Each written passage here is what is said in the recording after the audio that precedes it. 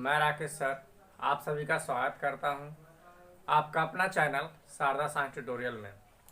आज हम लोग सभी सबसे पहले प्रकाश पार होने के आधार पर वस्तु को तीन भाग में बांटेंगे। पारदर्शी, पारभासी और अपारदर्शी, तीन प्रकार के वस्तु होते हैं। तो तीनों के बारे में आप पहले से जानते होंगे, लेकिन फिर भी हम लोग आज थोड़ा सा विश्लेषण करेंगे इस पर। सबसे पहला पॉइंट दिया है पारदर्शी। कुछ वस्तु हमारे पर्यावरण में ऐसे हैं जिससे होकर प्रकाश पूर्ण रूप से आर पार हो सकता है। जैसे क्या?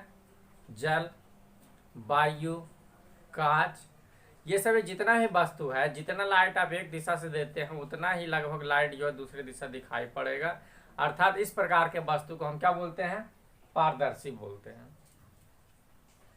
इसका परिभाषा बोलेंगे, वैसा वस्तु जिससे पूर्ण प्रकाश आर पार हो सकती है, वैसे वस्तु को हम क्या बोलते हैं? पारदर्शी। जैसे में हो गया आपका जल, वायु, कांच।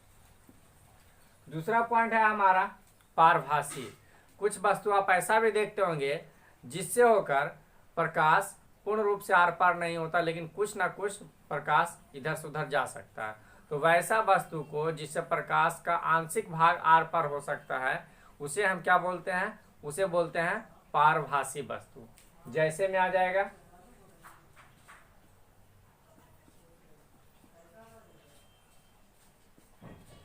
तेल लगा कागज,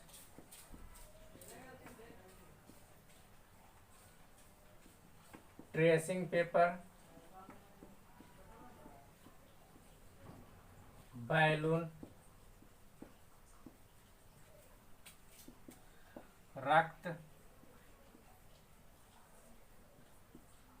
दूध, कोहरा इत्यादि। ये सभी ऐसा वस्तु है या ऐसा पदार्थ है जिससे होकर प्रकाश का कुछ भाग ही आर पार हो सकता है। अर्थात ऐसे वस्तु को हम क्या बोलेंगे? पारभासी बोलेंगे। अब तीसरा पॉइंट हम लोग लेते हैं अपारदर्शी। इसके बारे में भी आप अच्छी तरह से जानते हैं। जैसे कि दुनिया में कुछ ऐसा पदार्थ या ऐसा भी वस्तु है जिससे होकर प्रकाश का बिल्कुल भी अंश आर पार नहीं होता, वैसे वस्तु को हम क्या बोलते हैं?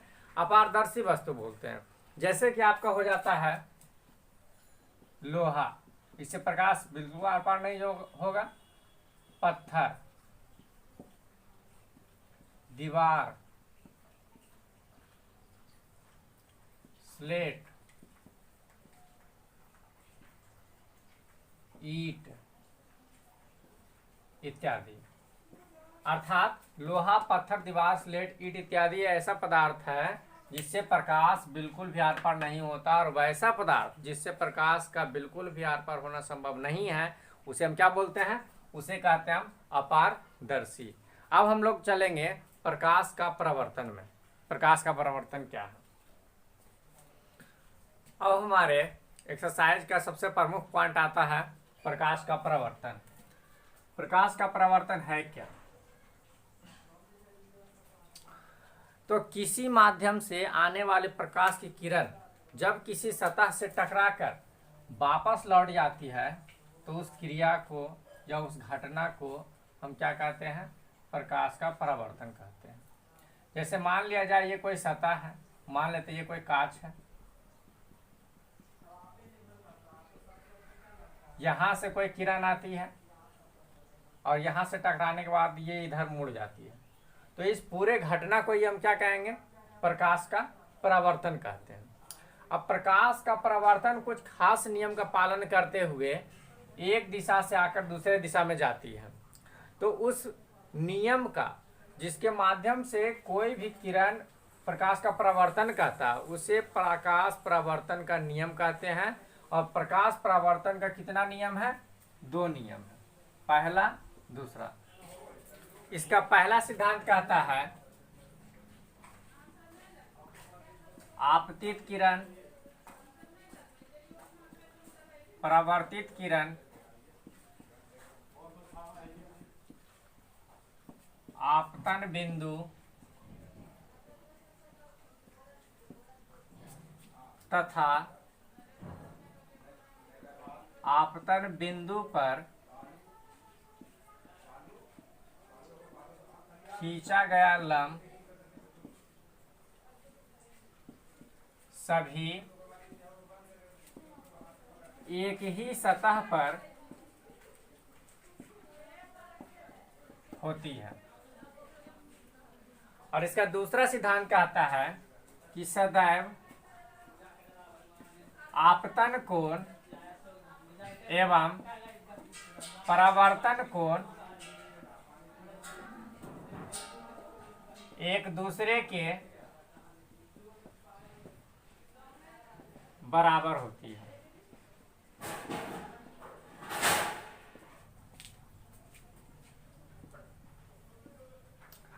अब देखिए, पिछला परिभाषा में या पिछला सिद्धांत एवं कुछ शब्द के बारे में जाने हैं, जिसमें आपतित किरण, प्रवर्तित किरण, अभिलंब, आपतन बिंदु, ये सभी के बारे में आप सभी नहीं जानते, उसके बारे में हम लोग चर्चा करेंगे।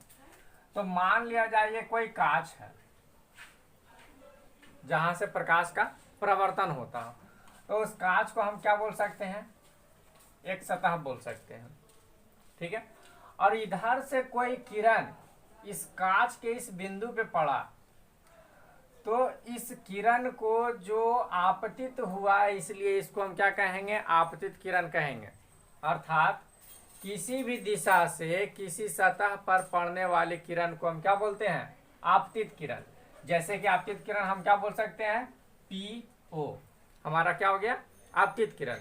अब देखिए, O से जब यह टकराता है तो O से टकराने पर यही किरण परावर्तित होकर के कहाँ चला जाता है?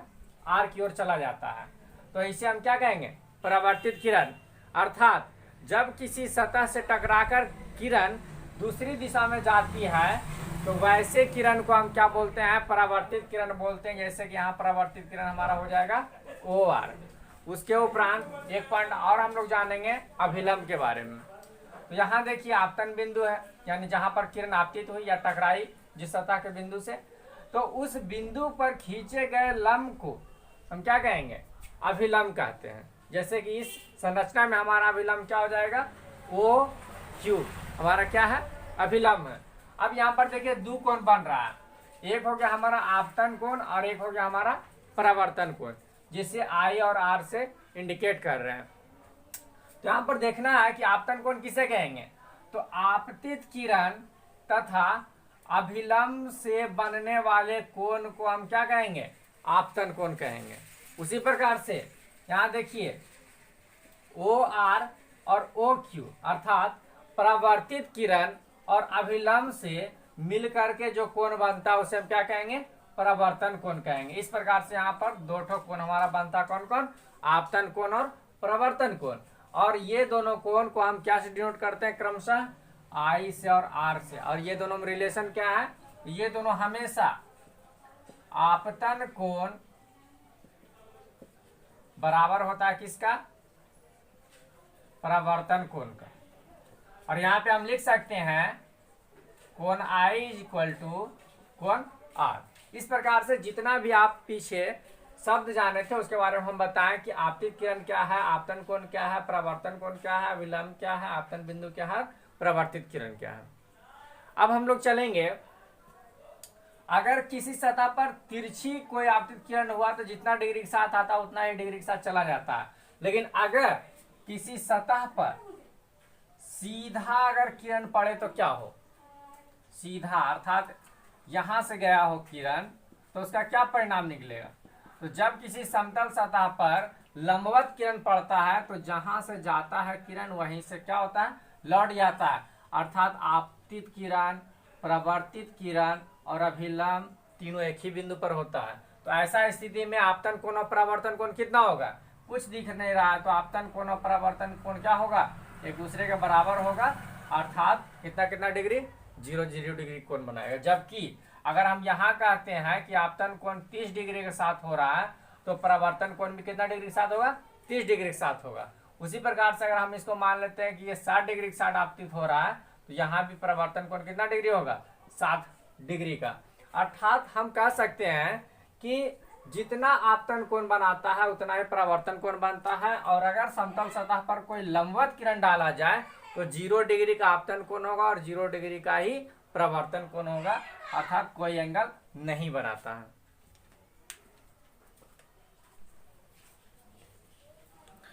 अब हम सभी प्रतिबिंब के बारे में जानेंगे। प्रतिबिंब और छाया दोनों अलग अलग चीजें है, इसको याद रखना है, क्योंकि छाया हमेशा काला बनता है किसी भी वस्तु का, और प्रतिबिंब जैसा रंग का वस्तु हो वैसा बनता है। तो देखिए यहाँ पर मान लेते हैं ये कोई दर्पण है और इसके सामने ए भी कोई वस्तु रखा हुआ है। तो यहाँ से कम हम 2 किरण अगर लेते हैं तो एक किरण यहाँ से पीछे चल जाएगा और एक किरण जो है यहाँ से पीछे नहीं जाकर के क्या होगा, लौट जाएगा वहीं से सतह से टकरा कर। और एक किरण हम अगर यहाँ से लेते हैं तो जितना डिग्री के साथ आएगा उतना डिग्री के साथ ये मुड़ जाएगा। तो देखिए यहाँ जो किरण पीछे गया वहां पर इसका प्रतिबिंब बनेगा A', B', और एक ठो जो है यहाँ से टकरा करके दर्पण के सामने ही चला है, तो इधर भी एक प्रतिबिंब बनेगा। यानी प्रतिबिंब कितना प्रकार का बना, 2 प्रकार का। तो ये प्रतिबिंब देखिए आईना के या दर्पण के बाहर बन रहा है, इसीलिए हम ऐसा प्रतिबिंब को क्या कहेंगे, वास्तविक प्रतिबिंब बोलेंगे। और ये दर्पण जो है, ये प्रतिबिंब जो है दर्पण के पिछला भाग में बन रहा है और उसे जो है किसी पर्दा पर लाना संभव नहीं है, इसलिए हम क्या कहेंगे, इसे काल्पनिक प्रतिबिंब कहते हैं या आभासी प्रतिबिंब। तो प्रतिबिंब का परिभाषा पहले जानेंगे। प्रतिबिंब का परिभाषा हम बता सकते हैं, किसी बिंदु स्रोत से आती प्रकाश की किरणें दर्पण से परावर्तन के बाद जब किसी बिंदु से आती हुई प्रतीत होती है या किसी बिंदु पर वास्तव में मिलती है, तो उस बिंदु स्रोत को ही उसका वास्तविक प्रतिबिंब कहते हैं। जैसे कि यहाँ पर देख पा रहे होंगे, इसका प्रतिबिंब यहाँ पर लग रहा है, यहाँ से खड़ा होकर के अगर आप देखते हैं तो लगेगा यहाँ से लाइट आ रहा है। तो इस अर्थात इसके आधार पर हम कह सकते हैं कि यह AB का प्रतिबिंब कौन है, ये है, और ये कैसा प्रतिबिंब है, आभासी प्रतिबिंब है। जबकि रियल में अगर हम देखें तो लाइट यहाँ से आ रहा है, दर्पण से परावर्तन के बाद इधर लौट गया, तो दोनों अलग अलग सिद्धांत बन जाता है। तो प्रतिबिंब को हम 2 भाग में बांट सकते हैं, एक बना सकते हैं हम वास्तविक प्रतिबिंब और दूसरा बना सकते हैं हम काल्पनिक प्रतिबिंब। दोनों अलग अलग प्रतिबिंब हैं। जब किसी बिंदु स्रोत से आती प्रकाश की किरणें दर्पण से परावर्तन के बाद वास्तव में मिलती है, जब वास्तव में मिलती है तो उसे हम क्या कहेंगे, वास्तविक प्रतिबिंब। और वास्तविक प्रतिबिंब सदैव पर्दे पर उतारा जा सकता है और यह हमेशा वस्तु की अपेक्षा कैसा बनता है, उल्टा बनता है। उसके अपोजिट अगर देखें काल्पनिक प्रतिबिंब का, तो किसी बिंदु स्रोत से आती प्रकाश की किरणें दर्पण से परावर्तन के बाद जब किसी बिंदु से आती हुई प्रतीत होती है, रियल में आता नहीं है बल्कि आता हुआ प्रतीत होता है, तो वैसे प्रतिबिंब को हम क्या कहते हैं, काल्पनिक प्रतिबिंब कहते हैं। अर्थात इस प्रकार के प्रतिबिंब को हम कभी भी पर्दे पर नहीं उतार सकते हैं, क्योंकि ये जब भी बनता है दर्पण के पिछला भाग में बनता है, और ऐसे प्रतिबिंब को काल्पनिक या आभासी प्रतिबिंब कहते हैं। और यह प्रतिबिंब हमेशा वस्तु की अपेक्षा सीधा बनता है, यानी कि जिस तरह से वस्तु रखेंगे उसी प्रकार से ये प्रतिबिंब भी हमें दिखाई देगा। तो अगला क्लास में हम लोग को चलेगा किस तरह से जो है कांच के माध्यम से दर्पण बनाया जाता है, इस पर हम लोग विश्लेषण करेंगे। आज हमारा क्लास यहीं रहेगा। तो स्टूडेंट्स, आप सभी को अगर हमारा क्लास अच्छा लग रहा, पढ़ाने का तरीका समझ में आ रहा, हमारा पढ़ाया हुआ, तो आप सभी हमारे चैनल को सब्सक्राइब कर सकते हैं, लाइक कमेंट करते रहें और बेल आइकन को दबा दें, ताकि हम जब नया वीडियो डालें तो आपको तुरंत ही पता चल जाए कि क्लास का वीडियो आ गया है और आप लोग उसे देख सकें। Thank you.